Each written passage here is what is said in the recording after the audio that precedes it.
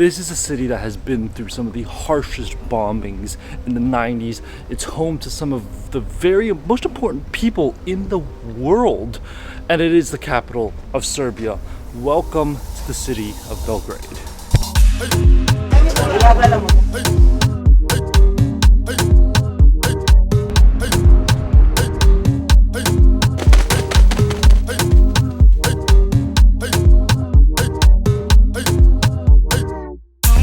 This morning we are just starting our city tour here in Belgrade. We're gonna go ahead and visit some of the major sites here. This is a city that's quite big actually. It's quite hilly and it's quite big, and especially compared to Novi Sad, which is where we came from, it's different. It's definitely very, very different. Novi Sad has a very different charm to it.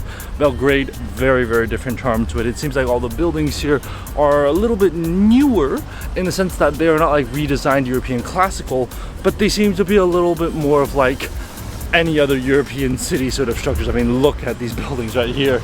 This is as averagely boring European as it gets, but there are a lot of very interesting things to see here in Belgrade, lots of history to explore, and I mean, this city was bombed in the 90s by NATO because of Kosovo. So there is a lot of history here, there is a lot to learn, there is a lot to see, and I can't wait to share it all with you guys. But first up, we're just heading over to a park. It's a beautiful day here in Belgrade. You can see blue skies above me. So let's go ahead and explore St. Mark's Orthodox Temple.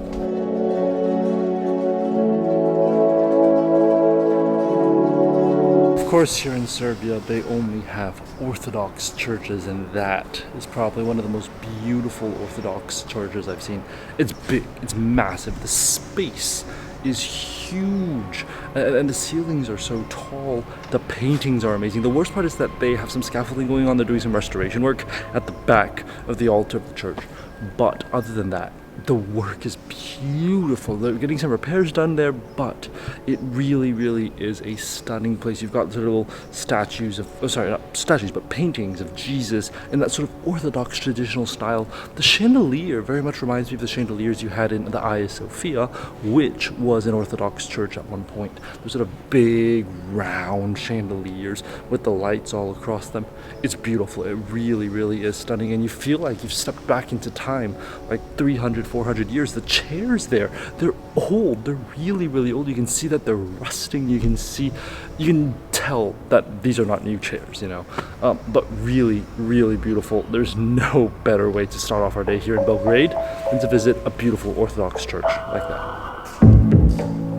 Right next to the St. Mark's Orthodox Church, which you can see right here, is Tašmajdan Park, which is this beautiful green area with trees, with walkways. It's a nice area. I think currently in the morning we're just like old people walking around exercising, but it is a beautiful place to be. Very nice and breezy. You've got shade, especially under the Belgrade sun. That's exactly what you want. You want some trees sort of protecting you from the intensity of that Serbian sun. But it's just a beautiful, nice little place to walk around. Very, very chill, very, very calm, and very beautiful as well. Now, of course, Belgrade today is the capital of Serbia, but it was also the capital of the former Yugoslavia, which was, you know, a collection of many different countries here in the Balkans, including Montenegro, Croatia, Bosnia. So countries like that were all part of the Yugoslavia. The capital was still left in Belgrade, and you can see a lot of signs of that. Like a lot of the type of architecture, a lot of the buildings, they are in like a very, very old sort of style, and I mean, just look at that building right over there. You can see for yourself it is old. It's definitely ancient, and that's just because of the history of this city. It is amazing. It is truly incredible to see the history of this place play out. It feels like you're walking back in time in the city of Belgrade, and that is truly incredible.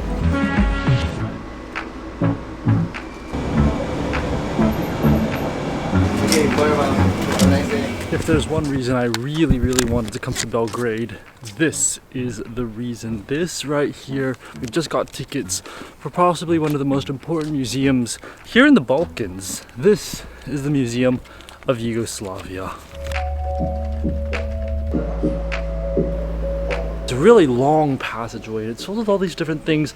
A lot of them are gifts that were given to Josip Tito when he was president of Yugoslavia, but it does walk you through the history, you know, from fascism, World War II, and then the movement to create a pan-Slavic state, which is Yugoslavia, and then how that evolved and the Communist Party along with collectivism. There's a lot of history in there, and it's really, really interesting. And it's also important to realize that Belgrade was sort of the center of it all.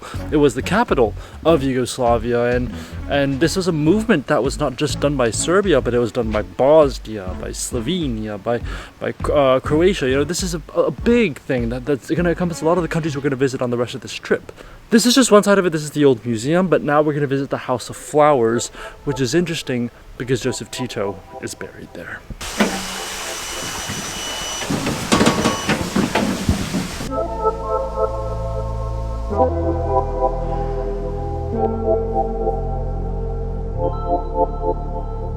On the opposite end of the House of Flowers is this incredible view right behind me. I think you can see it, but that is probably one of the most incredible places I've seen. I mean, Tito is buried there, and so is his wife. And the House of Flowers has been around since he passed away. It was used, you know, foreign dignitaries, Margaret Thatcher, Arafat, Indira Gandhi, everybody came here and paid their respects to him at the funeral. It's incredible to see that, but what a place full of history. This museum is only 400 dinar to enter, but truly covers the history of Yugoslavia, it covers the history of Tito, and after all, this is where he is buried. This is his burial site. It's one of those things that you just have to see, because not only is it important to the history of Serbia, but it is so important to the history of Eastern Europe, to the Balkans, and to all the former Yugoslav states. That is just incredible to me.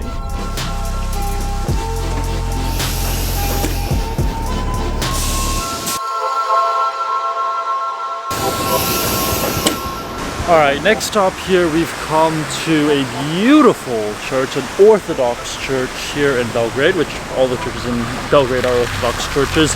Got beautiful fountains here, but this right here is the Saint Sava temple, and it might just be one of the biggest temples and one of the biggest religious buildings here in Belgrade, Serbia.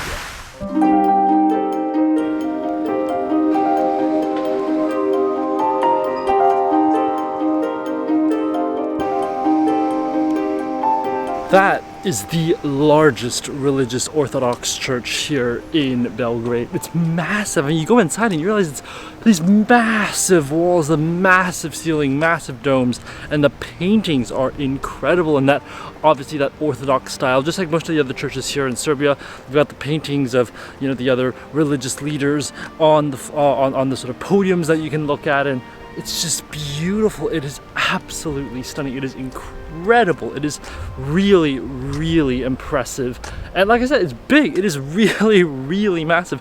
Going around it takes a while just to really see every corner, all the paintings, everything. It's beautiful. It's magnificent is the best way I can describe it to you. But that right there is probably one of the most beautiful churches here in Serbia, here in Belgrade. But of course, let's go and let's continue exploring the beautiful city here in Serbia.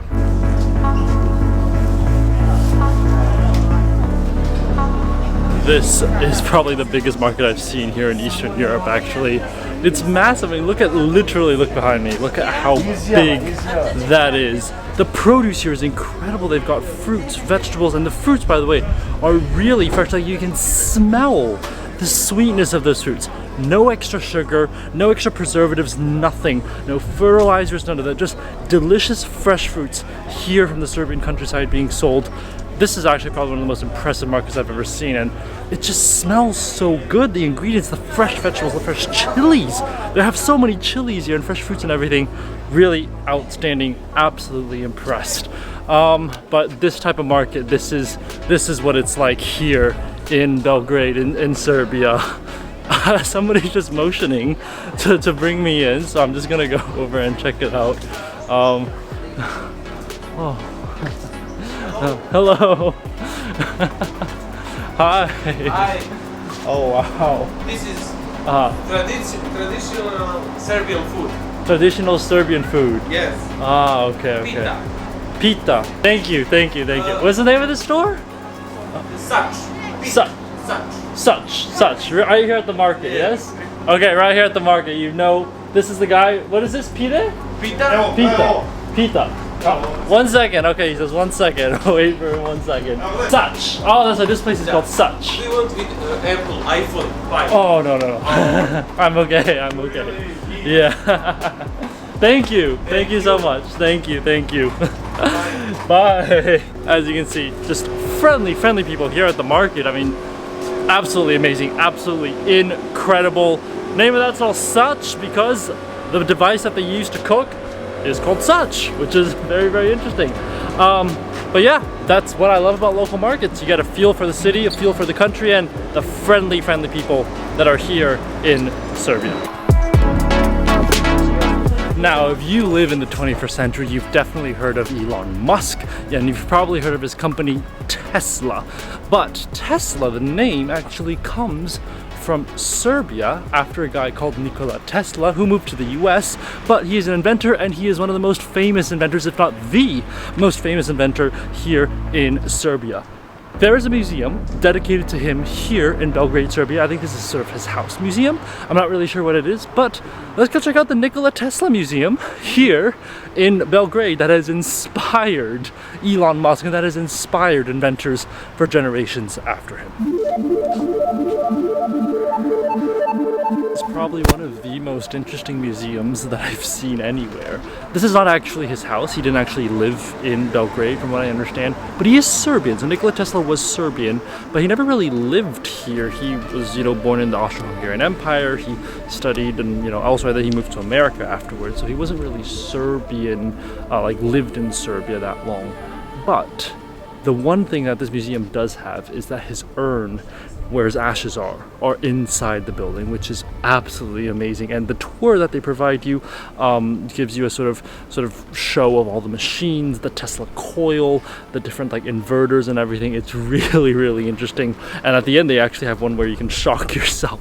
But it's really fun. It's really interesting, really fun. And like I said, Nikola Tesla's actual ashes are at the very back of the museum. So definitely, if you're here in Belgrade, you've got to check that out. In my opinion, it's fun, it's worth it, and it's just one of those great scientific things that you've got to do when you're here in Belgrade.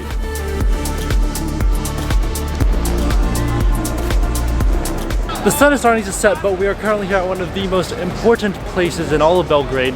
This is Republic Square. It is sort of the main central square here in the city. You can see right behind me, there's a bunch of nice cafes, a bunch of nice bars, nice restaurants and everything. And then right here is this big statue of a guy on a horse. I don't know the history, but should be pretty important. But this entire area is just one big square. It's sort of like the main sort of square of the city, and you can see there's actually a bit of graffiti on the actual statue itself, so I don't know how that happened, but definitely a big, really important place here in Belgrade. And usually it's the first stop for tourists when they come to the city, but for us today it's almost near the last stop. But it is a beautiful little place, definitely a great place to get a drink or something, because it is very hot here in Belgrade still.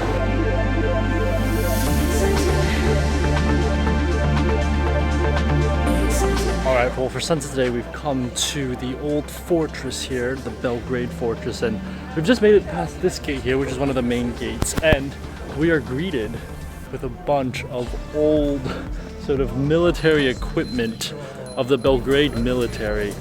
That's pretty insane. I mean, that's not what I expected when I walked into this fortress, but quite the surprise. We're gonna keep going in. We've got to get onto the other side of the fortress because I do want to see the sunset over the Danube.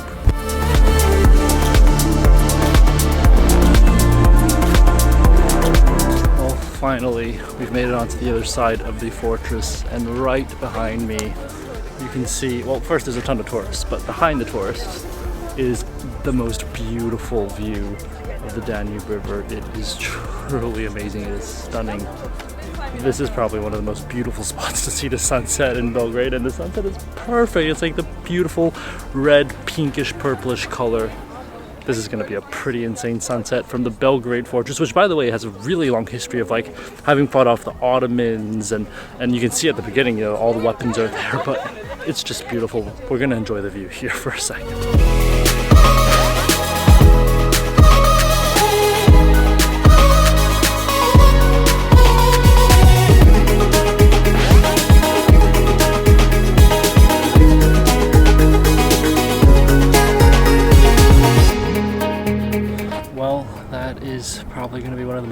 sunsets you're going to see here in Serbia. Right on top of the fortress here in Belgrade, you can see the Danube running through, and you can see the little ships like little ants just crawling along the river. I mean, it's so smooth, it's so gentle. That's what the Danube is to me. The lights have all turned on. I think you can see for yourself down there, but all the lights are now officially on. So we are now in, we're at night. The sun has fallen, and the birds, they're just migrating. I don't know if you can see, but they're just migrating, flying in that direction, and they're beautiful V's. It's truly stunning. This is one of those memories that you're gonna have for a very long time if you come to Serbia. Today has been an exceptional day here in Belgrade. We've seen so much. I mean, we've seen the burial site of Tito, we visited the Nikola Tesla Museum, we visited churches, we visited the main square, we've come here. Belgrade is just a city that I've really, really liked. And it's like a Western developed European city, but at the same time, it's got the beautiful charm of nature. I mean, just look across the river right here. You can see it's all trees. There's no big skyscrapers. There's none of that. It's not London. It's not, other European cities where that is the case. They've sort of preserved it here, but it's still developed. It's still beautiful. And the history behind this place, which we've sort of explored today, is sad, but also I'm optimistic looking at this country and looking at the way Belgrade is today and how beautiful this place is. But we've still got more videos coming here from Serbia, so don't get your hopes up that we're going somewhere else yet. But I do hope that you guys have enjoyed this video here from Belgrade. It's been a beautiful day here, truly, truly exceptional. So make sure to stay tuned. There are more videos coming from Serbia, and I'll see you guys on the next one. Bye guys.